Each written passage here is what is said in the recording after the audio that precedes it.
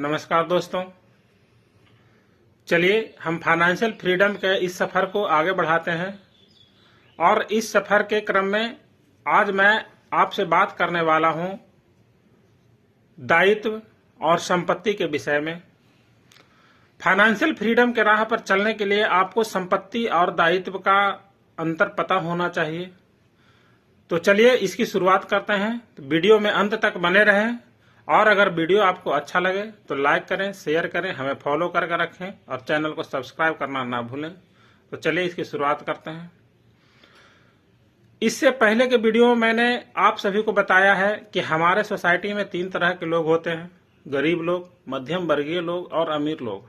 और उन तीनों का इनकम स्टेटमेंट और बैलेंस शीट की भी मैंने काफ़ी विस्तृत चर्चा की है। पहले मैंने वीडियो के माध्यम से बताया था, फिर मैंने उनका ग्राफ भी आपके समक्ष रखा कि उनका ग्राफ किस तरह से काम करता है। तो अगर आप फाइनेंशियल फ्रीडम के राह पर सफल होना चाहते हैं, मंजिल तक पहुंचना चाहते हैं, तो आपका सबसे पहला कदम ये होना चाहिए कि आपको संपत्ति और दायित्व के बीच का अंतर पता होना चाहिए।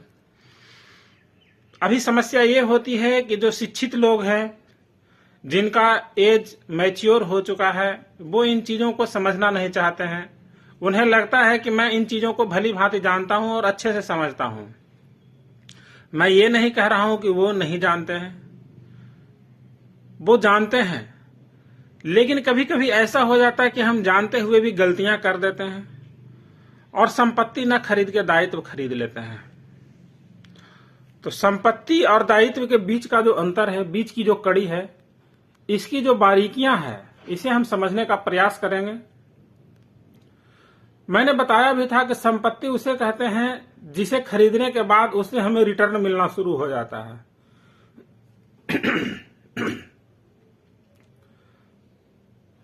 जैसे आप मकान खरीदते हैं, जमीन खरीदते हैं, कोई शेयर खरीदते हैं, बॉन्ड्स खरीदते हैं, डिवेंचर्स खरीदते हैं या कोई बौद्धिक संपदा खरीदते हैं, जिससे आपको उनसे रिटर्न मिलना शुरू हो जाता है। मतलब कि वो सामान जिस पर मैंने पैसे खर्च किए थे, अब वो सामान हमें पैसे कमाकर दे रहा है। इसे हम लोग संपत्ति कहते हैं। खास करके अगर आप शेयर खरीदना चाहते हैं तो मैं आपसे रिक्वेस्ट करूंगा कि उस तरह के शेयर खरीदें जिनका बैलेंस शीट अच्छा हो, जिस कंपनी का बैलेंस शीट अच्छा हो, डिविडेंड पे करती हो, वो आपके लिए ज्यादा बेनिफिशियल होगा। और सबसे जरूरी बात यह है कि शेयर खरीदने से पहले आपको शेयर मार्केट के बारे में पूरी जानकारी होनी चाहिए, जिसकी मैं स्टेप बाय स्टेप विस्तृत चर्चा करूंगा और आपको बताऊंगा कि शेयर मार्केट से पैसा कैसे कमाया जा सकता है। लेकिन अभी फिलहाल हम शेयर मार्केट के बारे में बात नहीं करेंगे। अभी हम बात करेंगे सिर्फ संपत्ति और दायित्व के बारे में। तो मैं उम्मीद करता हूं कि आपको संपत्ति समझ में आ गई होगी। संपत्ति किसे कहते हैं? संक्षेप में, संपत्ति उसे कहते हैं जिससे पैसा हमारे जेब में आता है, यानी कि कैश का इनफ्लो होता है। और दायित्व उसे कहते हैं जिससे पैसा हमारे जेब से बाहर जाता है, यानी कि कैश का आउटफ्लो होता है। दायित्व में आप किसी प्रकार का लोन रख सकते हैं, क्रेडिट कार्ड रख सकते हैं, आप गाड़ी रख सकते हैं, क्योंकि जिस दिन आप गाड़ी खरीदते हैं उस दिन से उसका डेप्रिसिएशन शुरू हो जाता है, उस पर आपका खर्च शुरू हो जाता है। दैट मीन्स ये हमारा लायबिलिटीज है।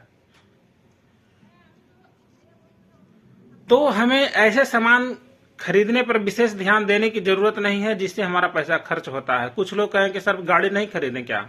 गाड़ी खरीदिए, लेकिन गाड़ी आप उस पैसे से खरीदिए जो पैसा आपका संपत्ति से इनकम के तौर पर आ रहा है। अगर जिस दिन आप संपत्ति वाले कॉलम से होने वाले आय पर निर्भर हो गए, उस दिन आप फाइनेंशियल फ्रीडम को हासिल कर लेंगे। मैं कहता हूं आप जितना लग्जरियस जिंदगी जी सकते हैं जिए, लेकिन लग्जरियस जिंदगी जीने से पहले जरूरी यह है कि आप उस काबिल बन जाएं ताकि आपको फिजिकली किसी भी काम में इन्वॉल्व रहने की जरूरत न पड़े।